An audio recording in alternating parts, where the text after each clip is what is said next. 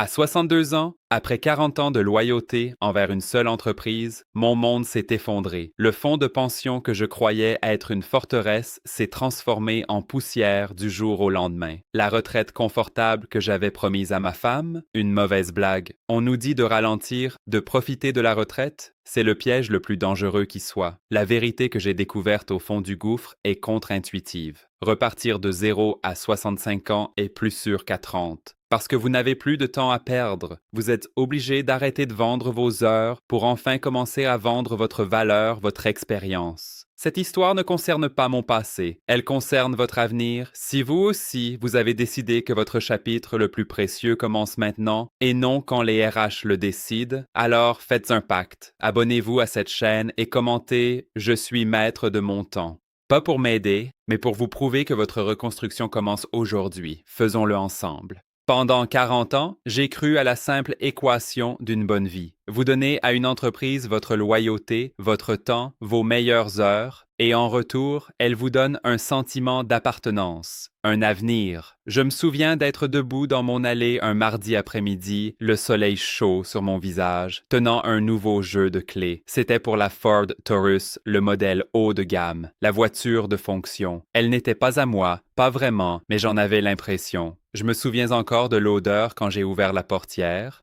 Ce mélange vif et enivrant de plastique neuf et de cuir traité. Les clés semblaient lourdes dans ma main, substantielles, comme une médaille. C'est ça, se sentir valorisé, pensais-je. C'est la récompense. Tant que je fais mon travail, un homme comme moi sera toujours pris en charge. Ma femme, Martha, et moi, nous vivions dans ce sentiment. Nous avons bâti nos vies sur cette fondation. Nous n'étions pas des gens extravagants. Nous voulions juste assez. Une vie confortable qui glisserait doucement vers une retraite confortable. Et nous avions la preuve que ça marchait. Tous les 3 mois, une épaisse enveloppe arrivait par la poste. Le relevé trimestriel du 401K. J'avais un petit rituel. Je l'ouvrais directement dans la cuisine et mes yeux allaient droit au gros chiffre en haut. Le solde total acquis. Je le voyais. Je sentais une vague de soulagement silencieux m'envahir. Puis, je pliais le relevé en deux sans lire un mot de plus. Je n'ai jamais regardé la répartition des fonds ou les ratios de dépenses. Le papier semblait glacé et important, et le chiffre ne cessait d'augmenter. C'était tout ce que j'avais besoin de savoir.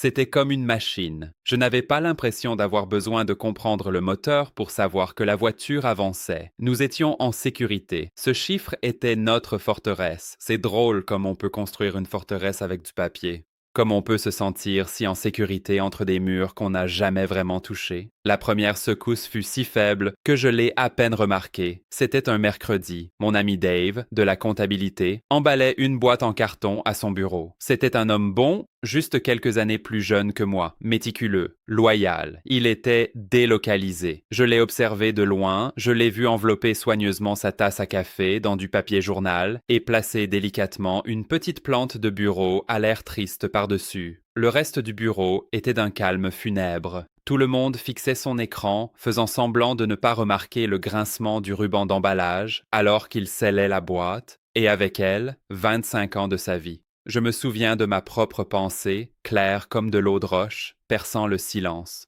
Dave a dû faire une erreur. Il s'est laissé aller. Il a laissé ses chiffres baisser. Ça ne m'arrivera pas, me suis-je dit. Je suis ici depuis 40 ans. Je ne suis pas juste une autre brique. Je fais partie des fondations. Et puis, un mardi, les fondations se sont fissurées. La réunion a eu lieu dans une salle de conférence où j'étais allé 1000 fois, mais ce jour-là, elle semblait étrangère, plus froide. Il y avait un vice-président que je connaissais à peine et une femme des RH qui parlait d'une voix implacablement enjouée et aiguë. Ils ont utilisé des mots comme synergie et restructuration. Ils ont appelé ça une retraite anticipée involontaire mais généreuse. Ce n'était pas une conversation, c'était un script. Je me souviens de la sensation glaciale du fauteuil en cuir dans mon dos, comment il me forçait à me tenir parfaitement droit. La ventilation de la climatisation bourdonnait et c'était le son le plus fort du monde. Ils ont parlé pendant 10 minutes. 10 minutes pour démanteler 40 ans. J'attendais la chute, que mon vrai patron entre et dise que tout cela n'était qu'une bizarre erreur. Mais il n'est jamais venu, il ne me regardait même pas dans les yeux.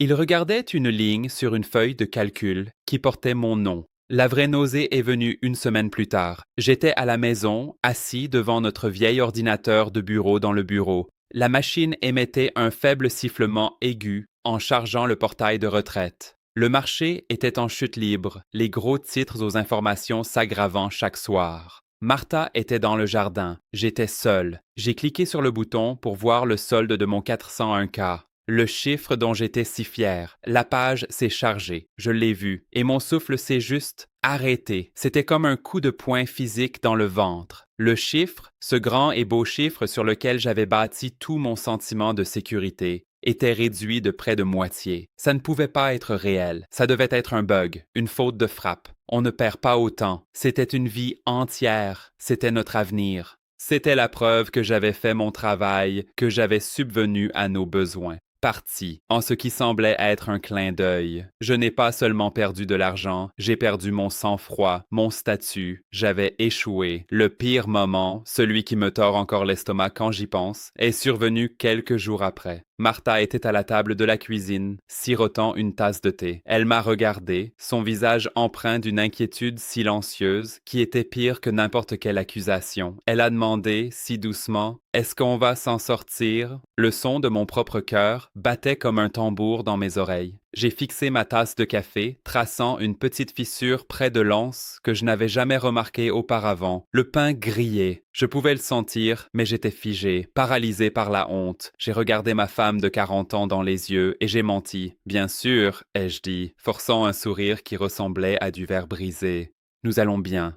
Tout va bien. » Ce mensonge est devenu un mur entre nous.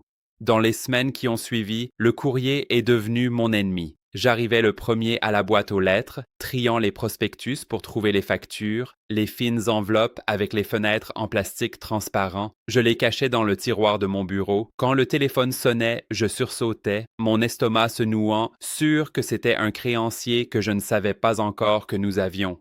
L'angoisse était un poids physique. Elle pesait sur ma poitrine quand j'essayais de dormir. Elle donnait à ma nourriture un goût de cendre. J'étais un homme de 62 ans, se cachant dans sa propre maison, prisonnier d'une vérité que j'étais trop lâche pour dire. L'argent était parti. Mais c'était la honte. La honte était la chose qui me ruinait vraiment. Le mensonge n'a rien arrangé. Il n'a fait que s'envenimer. Les jours qui ont suivi ont été une masterclass dans l'évitement. J'interceptais le courrier avant que Martha ne puisse voir les avis de retard de paiement. Je laissais le téléphone sonner, mon cœur battant la chamade contre mes côtes, convaincu que c'était un créancier. La honte était une chose physique, un goût amer dans ma bouche, un bourdonnement constant et sourd d'angoisse qui vibrait derrière mes yeux. J'étais un fantôme dans ma propre maison. L'humiliation finale n'est pas venue d'une banque ou d'une facture. Elle est venue d'un alternateur cassé. Ma vieille Camry est tout simplement tombée en panne au milieu d'une intersection. Je l'ai fait remorquer chez un garagiste local et le mécanicien, un gamin de la moitié de mon âge avec de la graisse sous les ongles, m'a dit que ça coûterait 600 $.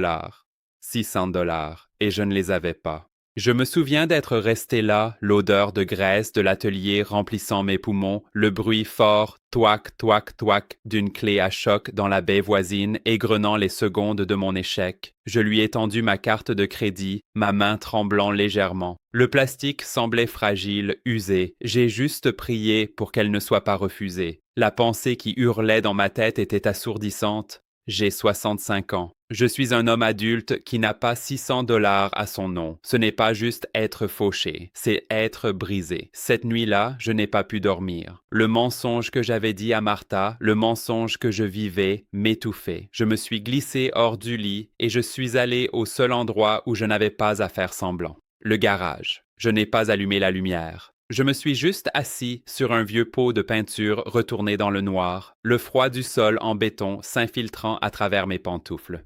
Et dans ce silence, avec juste l'odeur de la sûre, de la rouille et du métal froid pour compagnie, la vérité n'avait finalement plus nulle part où se cacher. Ce n'était pas la faute de l'entreprise, ce n'était pas la faute du marché, c'était la mienne. Mon péché n'était pas l'extravagance, c'était l'ignorance. J'avais passé 40 ans de ma vie à vendre la seule chose dont je ne pourrais jamais avoir plus, mon temps. J'étais un locataire bien payé, bien traité, et mon bail venait d'expirer. Pour la première fois, je l'ai vu avec une clarté brutale et horrifiante. Je devais cesser d'être un employé. Je devais construire quelque chose, n'importe quoi. Même si c'était minuscule, ça devait être à moi.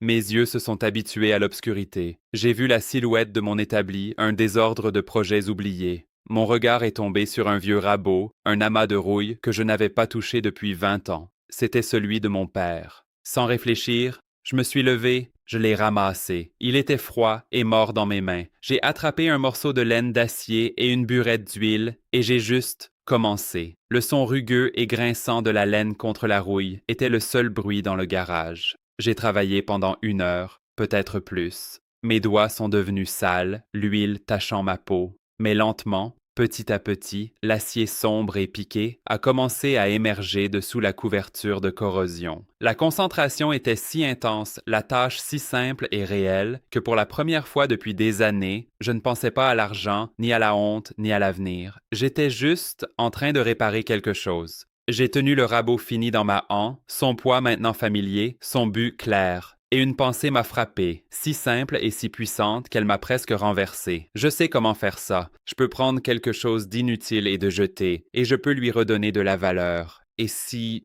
je pouvais faire ça pour moi-même?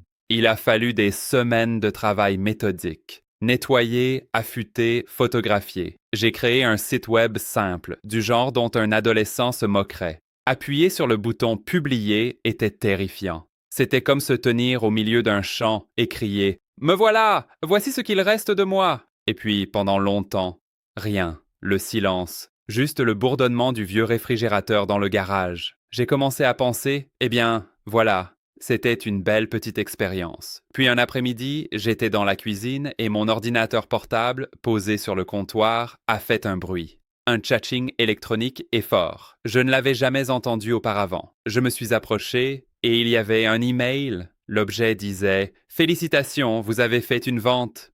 Je l'ai juste fixé. Un jeu de clés restauré. L'acheteur était un homme en Oregon, un État où je ne suis jamais allé.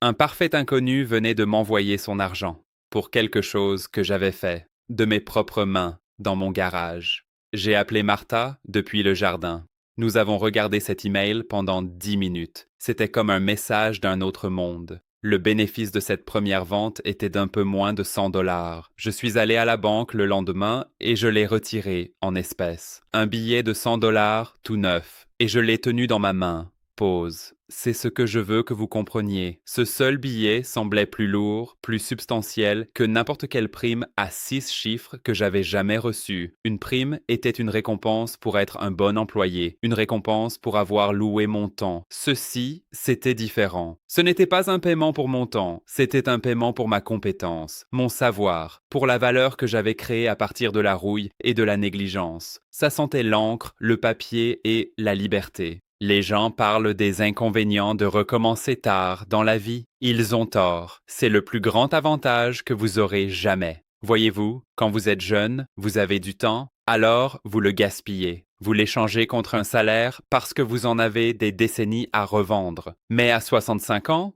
vous savez vraiment que le temps est une monnaie que vous ne pouvez plus vous permettre de dépenser. Vous êtes obligé de construire un actif, pas seulement de gagner un salaire. La peur, la honte, les cicatrices que j'ai eues de ma ruine financière, ce n'était pas la fin. C'était les frais de scolarité. C'était le prix d'entrée pour apprendre la leçon la plus importante de ma vie. Vous devez posséder quelque chose. Votre travail, votre compétence, votre nom. Ce billet de 100 $, il est maintenant dans un cadre bon marché sur le mur de mon atelier. C'est la première chose que je vois en arrivant et la dernière chose que je vois en partant. Ce n'est pas un trophée, ce n'est pas le souvenir de quelque chose que j'ai fait, c'est un permis de construire, c'est l'acte de propriété pour le reste de ma vie. Mon héritage ne sera pas un titre sur une carte de visite que quelqu'un d'autre a imprimée. Mon héritage, c'est la preuve, accrochée là sur ce mur, que l'histoire n'est pas terminée tant que vous n'arrêtez pas de l'écrire. Et mon Dieu, il n'est jamais, jamais trop tard pour construire quelque chose qui vous appartient vraiment.